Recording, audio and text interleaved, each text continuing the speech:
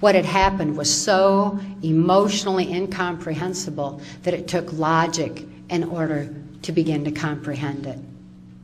Mark handed me a pen and told me to begin to write out my memories, because the very act of moving a pen uses the logic part of the brain. And by using logic, it shifted what was emotionally incomprehensible into logic, where I could understand, face reality, and deal with what had happened. And I began to recover at a rapid rate at that point. As I gained control over my own mind again and had free thought and free will and soul expression, I was strongly motivated to speak out on what I had learned, not out of vengeance, not out of anything negative like that. Negativity is so immobilizing. Instead, it was love for humanity. It was love for my daughter and her need for help. It was compassion. Those were the motives for me to speak out. And yet, as soon as I had deprogrammed, I had been following orders all of my life, and to learn to think for myself beyond what I had been told was a new process. It was really difficult.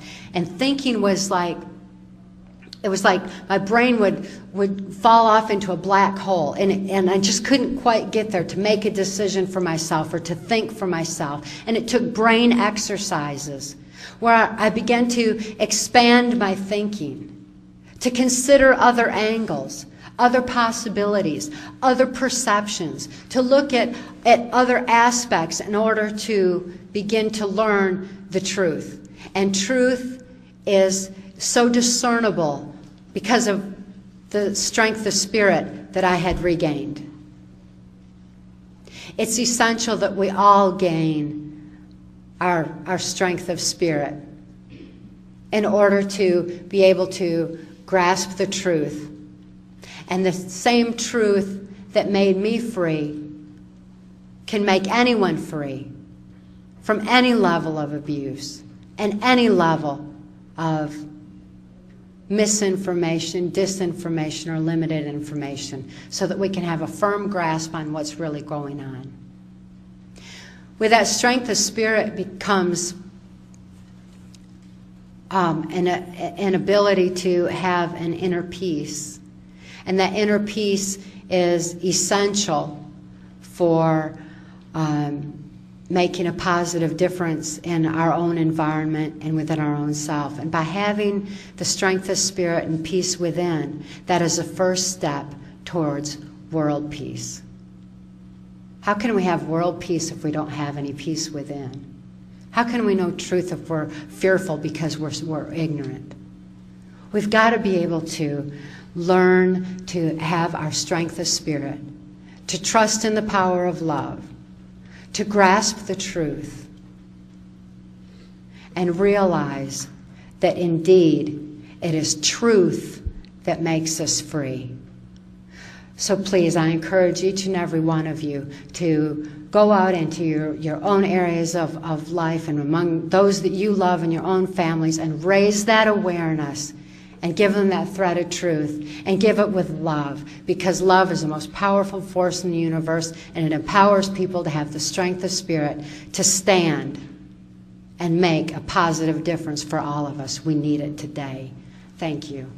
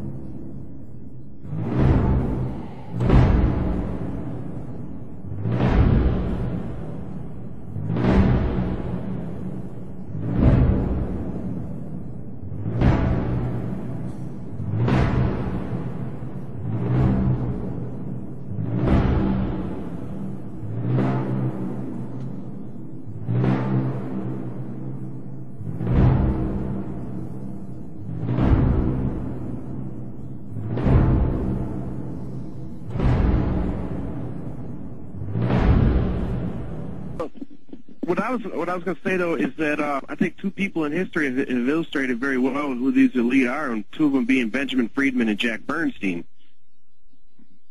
Benjamin Friedman and Jack Bernstein.